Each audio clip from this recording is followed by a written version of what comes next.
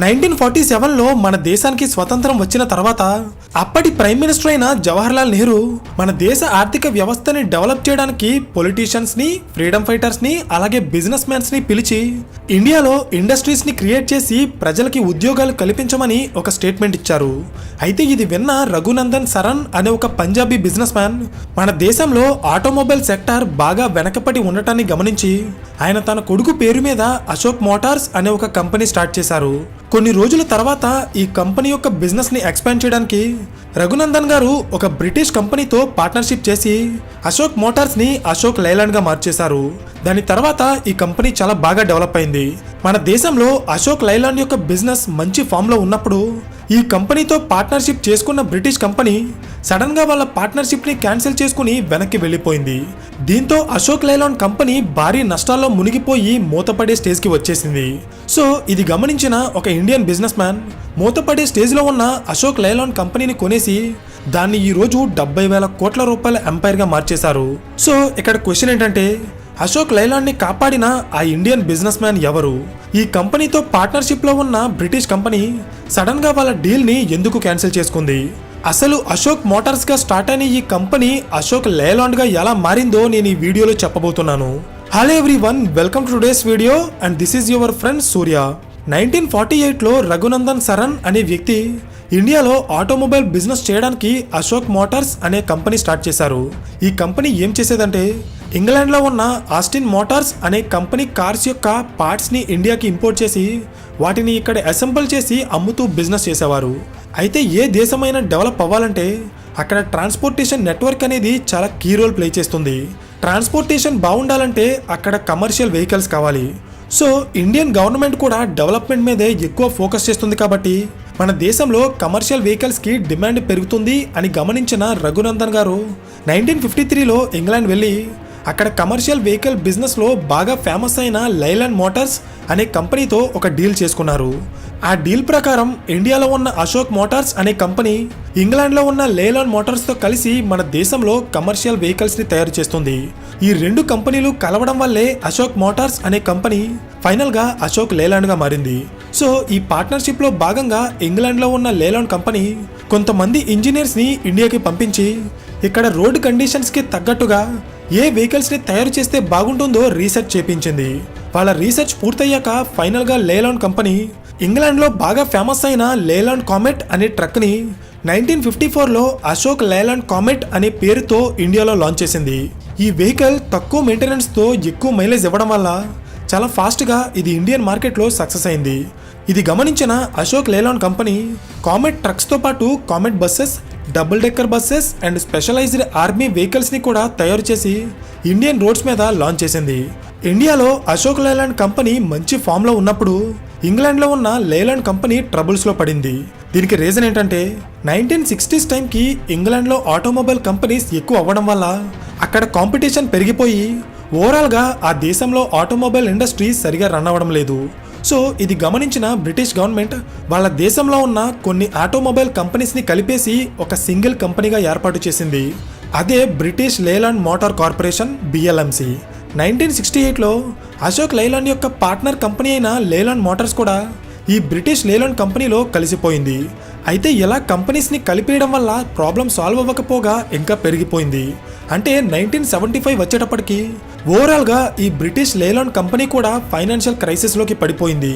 So ఈ crisis నుండి బయటపడటానికి బ్రిటిష్ లైలాండ్ కంపెనీ విదేశాల్లో వాళ్ళకి ఉన్న బిజినెస్లు అలాగే పార్ట్నర్షిప్ డీల్స్ని క్యాన్సిల్ చేస్తూ వస్తుంది.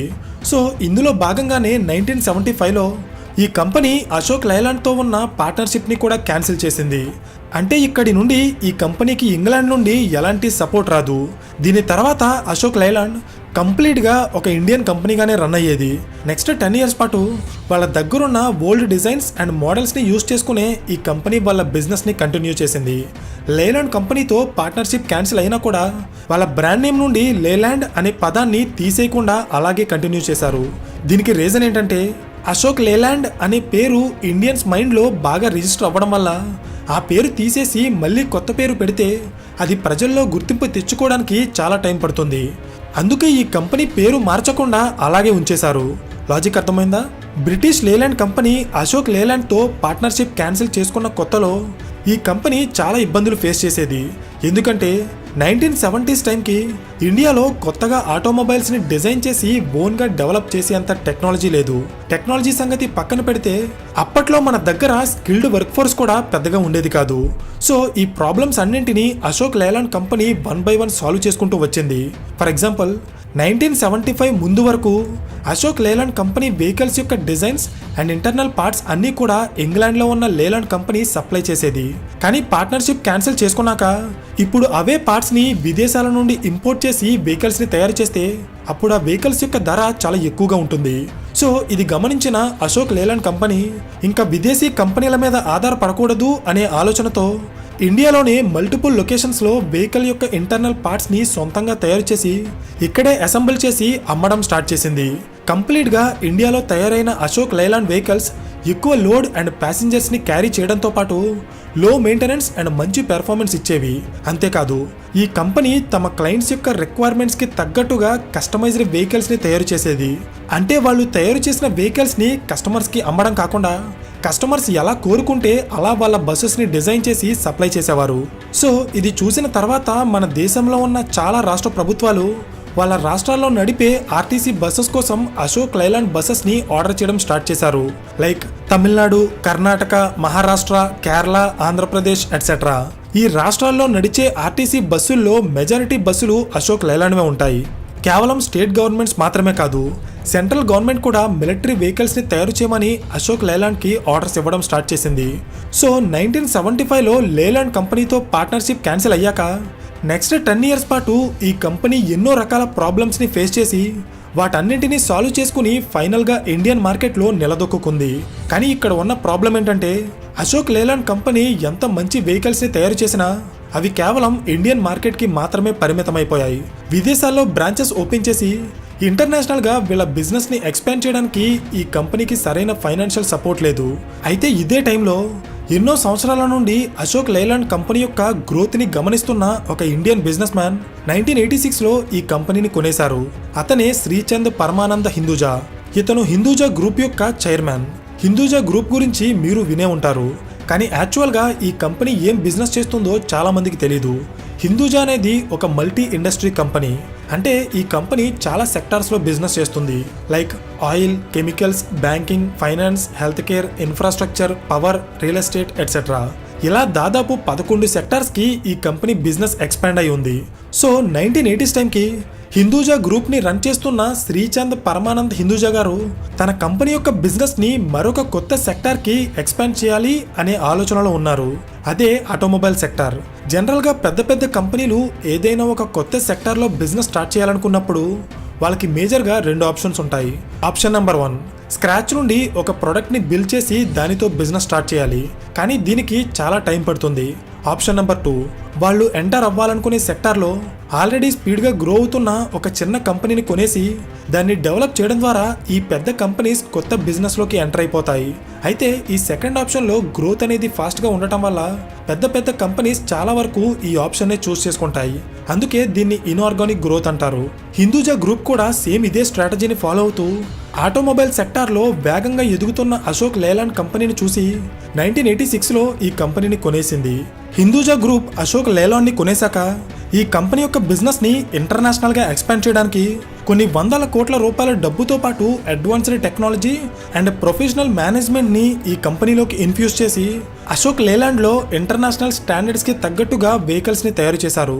దీంతో ఒకప్పుడు ఇండియాలో బిజినెస్ చేయడానికి కష్టపడిన కంపెనీ ఈరోజు 50కి పైగా దేశాల్లో వాళ్ళ బిజినెస్ని సక్సెస్ఫుల్గా ఆపరేట్ చేస్తుంది.